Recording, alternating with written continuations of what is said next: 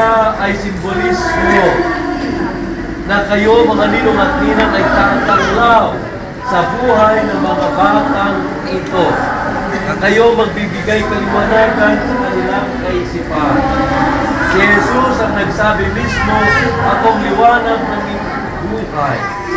Kaya sa pagdidisiplina ng iyong anak o inaanak, ang mga salita ng Diyos ang iyong ituro sa kanila. Kaya nang sabi ko, ayaw niyong magtuluan, ang kayamay, pero magtuturo sa mga bata ay lagi-laging nakahandang masaktan. Okay? So, katapos ng binyag, ano gagawin sa mga kandila niya? Second floor ba? Tago ng nanay. Saan itatago? Sa loob ng mineral bottle, water bottle. Kala ko sa baul. Bakit? Kasi ang katilang yan ay remembrance. Saan remembrance?